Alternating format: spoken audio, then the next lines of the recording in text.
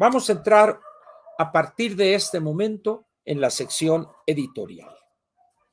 Hay varios temas que quiero comentar con ustedes. Déjenme tomar aquí un plumón que tengo. Muy bien. Vamos a ir por partes, diría Jack el Destripador.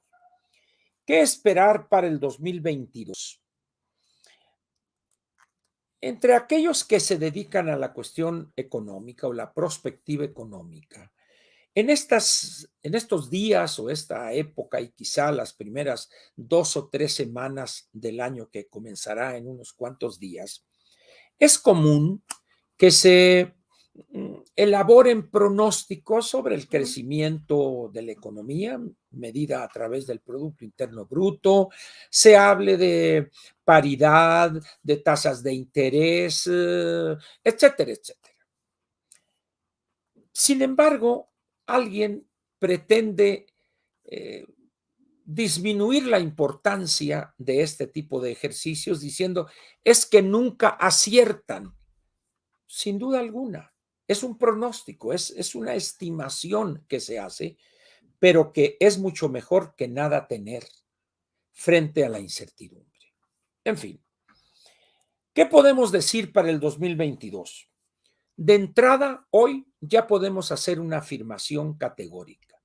Los supuestos que la Secretaría de Hacienda utilizó para hacer los cálculos en la ley de ingresos, hoy esos supuestos ya fueron echados al basurero. Ni la economía va a crecer al 4.1% el año próximo, ni Petróleos Mexicanos va a extraer diariamente 1.823.000 barriles diarios. ¿Por qué tomo esos dos casos? Porque esas dos variables, extracción diaria de petróleo y, en el caso del crecimiento de la economía, determinan de manera muy importante los ingresos del erario, también el número de empleos a crearse, empleos formales, por supuesto, y otra serie de indicadores, tasas de interés, etcétera, etcétera. De tal manera que del 4.1 que se les dijo a estas personas, no se va a alcanzar eso, no es posible por estas y estas razones. Lo correcto, ¿cuál era? Cuando se estaba discutiendo la ley de ingresos, ahí debió haberse ajustado a la baja ese 4.1 a un nivel quizá de 2.5, 2.8 y hacer los ajustes en las áreas consecuentes. También en el caso del petróleo, bajarlo de 1.823 quizá a 1.680.000, 1.700.000, con la consecuente caída de ingresos del erario. De tal manera que la ley de ingresos contuviere números creíbles, razonablemente creíbles, pero no íbamos a crecer y este año vamos a terminar en el 6.3, dijo este inútil del subsecretario Llorio, y parece que vamos a andar en el 5.6 o 5.7. Entonces, de entrada le digo, no vamos a crecer al 4.1, no vamos a extraer ese volumen de petróleo, por lo tanto no vamos a tener los ingresos del exterior en dólares, etcétera, etcétera, lo cual quiere decir que el erario va a captar menos recursos, por lo tanto, habrá recortes en ciertos programas o subprogramas. Tienen una deuda autorizada de casi 1 billón de pesos, 915,000 millones de pesos, pero aún así no les va a alcanzar. Tendrían un faltante si insisten en mantener tanta ilusión, quizá unos 250, 300,000 millones de pesos. ¿De dónde los van a sacar? ¿Quién sabe? Porque hay una renuencia a contratar deuda. Muy bien. La parte más importante no sería ese pronóstico, sino los recortes. Hoy ya el aparato del sector público federal está casi en los puros huesos. Ya este gobierno se ha encargado de cancelar programas, fideicomisos, agotó los fondos que se tenían acumulados durante 16 o más años. Áreas completas han desaparecido de la estructura del sector público y ya no queda de dónde recortar. ¿A qué le van a recortar? Salud está en los puros huesos. Educación es un desastre completo, no tienen para lo más elemental. ¿A quién le va a recortar? A seguridad pública ya le han recortado, al Poder Judicial ya le han recortado, al ejército, pues quizás sea el único al que le van a dar. El problema es que de dónde van a sacar de otras áreas de la administración para darle al ejército y sus 3 programas, el Tren Maya, la locura de la refinería y esta central avionera que está ahí en Santa Lucía. En ese sentido, pues, ¿qué podríamos esperar los ciudadanos de a pie? La inflación no va a ceder en el corto plazo. Y cuando digo corto plazo me refiero a 2 o 3 trimestres del año próximo. Probablemente vamos a cerrar en un porcentaje muy cercano al 8%. Eso va a obligar a Banco de México a elevar a la primera oportunidad la tasa de interés interbancaria, de tal manera que eso va a generar en cascada una elevación de ciertas tasas de interés.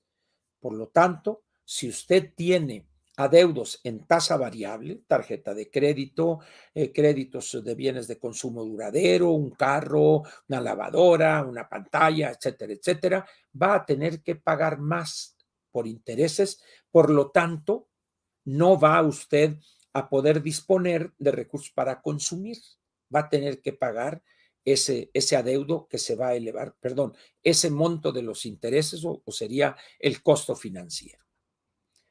Al generarse una situación de menos consumo, es decir, habrá menos demanda de bienes y servicios y por lo tanto habrá menos necesidad de trabajadores y empleados.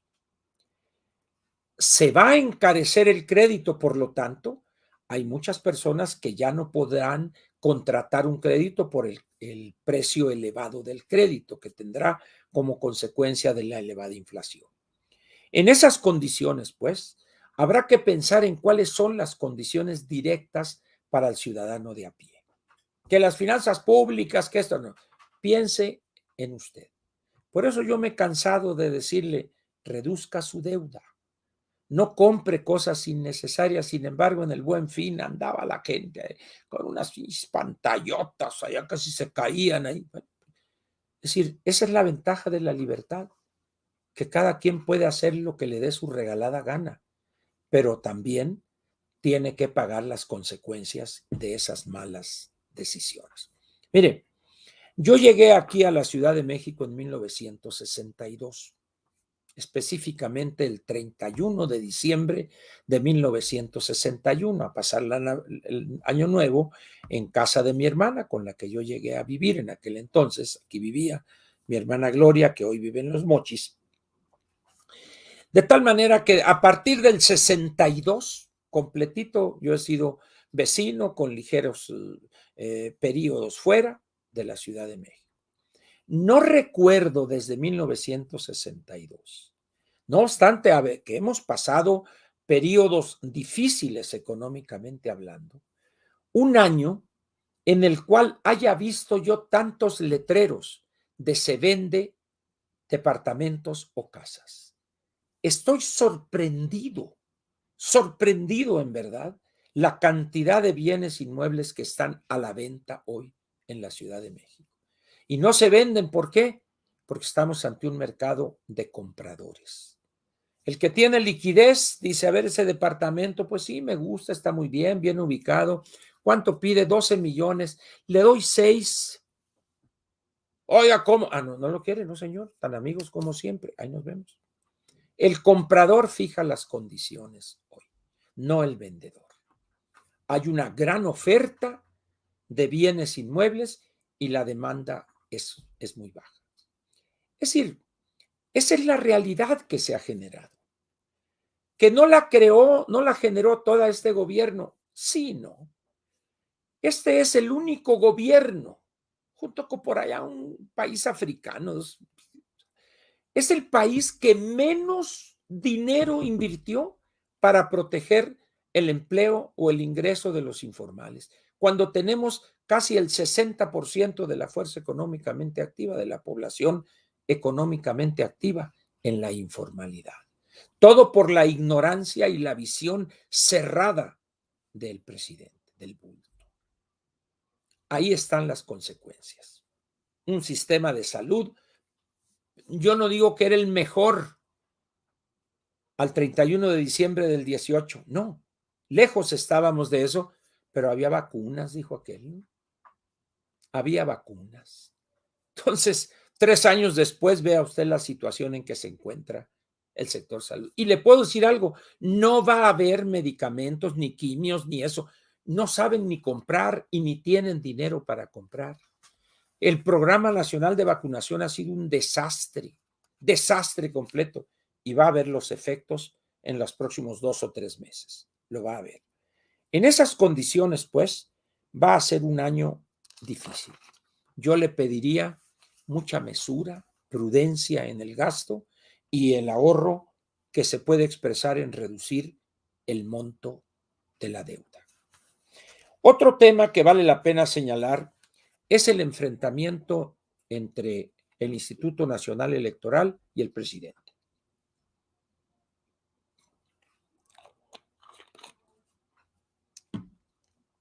El presidente es una persona que, si no tiene un adversario al frente para estarle mentando la madre, no se siente a gusto.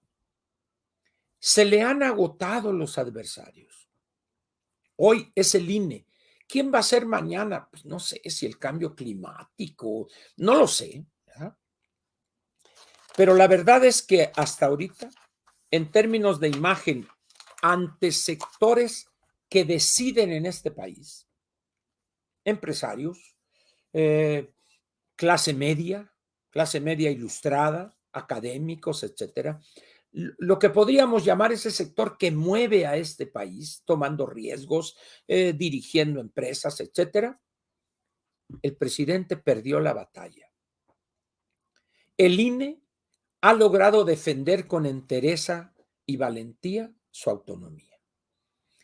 Y cuando tiene un grupo de impresentables que, además de eso, son una serie de ignorantes en materia jurídica, que tienen que recurrir a presionar a 2 ministras en la Suprema Corte que se han excedido evidentemente, flagrantemente, de sus facultades.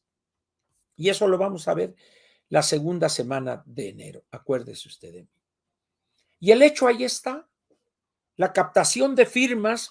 Tengo el último dato al 23 de diciembre, que es el último que ha publicado el INE. No sé si más tarde o mañana actualicen eso por estos días feriados. Apenas llevaban el 39% de firmas que se requerían en las 32 entidades. Pero hay que tomar en cuenta que hay una gran cantidad de cajas ahí que, como acostumbra Morena, son una serie de hojas en blanco, papeles, firmas falsificadas, como sucedió en la consulta popular el año pasado. 2 millones de firmas se entregaron y solamente 60,000 fueron válidas. En el año del 2006 sucedió exactamente lo mismo. Ahí va la anticientífica Sheinbaum arrastrando un diablito, y por desgracia mi paisano Zambrano junto con el otro Chucho Mayor ahí prestándose al ridículo, y las cajas estaban vacías. Más o menos por ahí va a andar ese espectáculo fársico que han escenificado de llevar miles y miles y miles de cajas. Yo no sé dónde la sacaron, pero preguntando a amigos de varios estados de la República, dice: aquí nadie se para en los módulos de firmas solos. Yo no sé de dónde la sacaron. Entonces, le digo, en ese sentido, pues, las cosas para ellos no se facilitan. Le voy a leer algunos, creo que ya lo he hecho, pero voy a intentarlo aquí. Vean. Porque es que estas personas, yo no sé si piensen que por el hecho de ser seguidores babiantes de López, automáticamente la verdad será de ellos. Y no es así. Y no es así. Cuando uno revisa las cifras al 23 de diciembre, déjenme que las encuentre aquí, porque dan Dan risa, ¿eh? Tristeza, me decía un amigo Ángel, esto es una cosa de tristeza, no es un problema cómico. Ese es el gobierno que tenemos, Ángel, no hay otro. O sea, no soñemos. Ese es el gobierno que tenemos y no hay otro. Entiende eso y tiene toda la razón. Mire usted. Eh, Fíjese usted qué curioso. De las 32 entidades, las dos donde la captación de firmas ha sido increíble es la Ciudad de México y Tabasco. En la Ciudad de México, ahorita le voy a decir, se requerían 227,000 firmas y ya juntaron 487,000 válidas. Es decir, 2.3 veces lo que necesitaban. En el estado de Tabasco necesitaban 52,000 y ya juntaron 125,000, 2.4 veces. Esas dos son las únicas entidades donde han obtenido más allá, del 3% del listado nominal de esas entidades. Pero todas las demás, y le voy a dar un caso, Veracruz. Veracruz tiene 65.7 del monto que requiere, pero ya se terminó la captura de votos, la recolección de firmas, anteayer. Entonces, habrá que ver qué es lo que viene en esas cajas. Que es Veracruz, llevan ahorita le digo, 65, casi el 66%. Pero ahora le voy a dar otro que también puede pensar que se va a alcanzar. Campeche, 97%, es decir, les falta poquito. Serían 2 más 2, 4 entidades de 17. Pero ahí le va, por ejemplo, Baja California, donde Morena arrasó. Apenas llevan el 3.5%.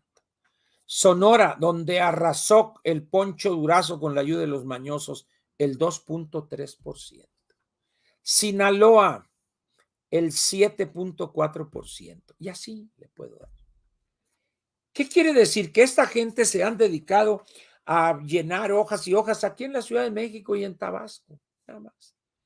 Pero para la mala suerte de ellos, ese exceso no es transferible a los otros estados. En fin, vamos a ver qué sucede, pues, y a ver si, pues, no se molestan algunos de esos recolectores de firmas. Muy bien. Ahora, aquí vale la pena señalar algo que no sé si usted coincida conmigo. En el caso de las críticas al bulto, al presidente de la República, tal parece que hay un número muy pequeño de críticos, perfectamente identificados. ¿Cuántos seremos? ¿50? ¿100, si gusta usted? Pero somos un país de 126 millones de habitantes, de 92, 93 millones de ciudadanos. Dice uno, ¿cómo es posible que en los espacios mediáticos, en las páginas en internet, nomás haya 100 críticos? Somos los mismos. Y haya miles de defensores y babiantes que el presidente. Y entre estos dos polos, vamos a decir, los críticos, los que exhiben las inconsistencias del presidente y los que lo alaban ciega y acríticamente, hay algo intermedio, que son los cobardes y los cómplices. Los empresarios, entre comillas, son negociantes. Callas, bueno, usted ve a Slim ahí departiendo con López el pan y la sal en Palacio Nacional y riéndose a tambor, como dicen, con toda la desfachatez de nosotros. Ahí están. Pero los otros empresarios, los grandes, Grupo Monterrey, calladitos. Los dirigentes de las cámaras, calladitos, no hagan olas. Y luego nos vamos a otro grupo, los partidos políticos, también. Se moviliza Monreal, no Morena, Monreal, y Dante Delgado y Movimiento Ciudadano, pero no en contra del bulto, en contra de Cuitlagua, que es un títere de López, un pobre hombre impresentable. ¿Por qué callan los partidos políticos? ¿Será nada más porque los tienen agarrados de los cataplines con expedientes? No lo sé. Pero el hecho es que hay una gran masa muda por cobardía o por complicidad. Y eso es una de las grandes limitantes que tiene hoy nuestro país para avanzar políticamente y echar a estos incapaces e ignorantes y corruptos, igual o más que los anteriores. Entonces, vale la pena, pues, que pensemos en esos temas. Ahora, hay presiones a partidos políticos y a sus dirigentes, sin duda alguna, sin duda alguna. Pero también a gobernadores que ya van a terminar, particularmente en las 6 entidades donde habrá elecciones. Y estas personas, por sus declaraciones, cómo cambiaron su voz, su lenguaje corporal, dicen a este ya le jalaron aquellito. Porque en esto, para tener la lengua larga hay que tener la cola muy corta. Luego, hay presiones a candidatos también.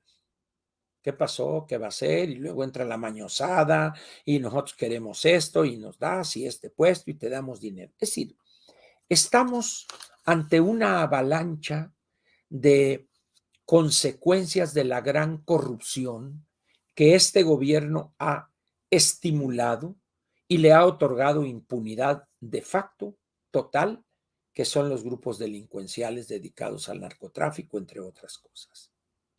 ¿Por qué? ¿Conviene así a sus intereses? ¿Alguna facción del gobierno le interesa o trabaja en favor de tal o cual organización criminal? No lo sé, pero ellos sí lo saben. En esas condiciones, pues, cabría esperar más pugnas internas en Morena. Ya ahorita la pelea está abierta, ya es todos contra todos.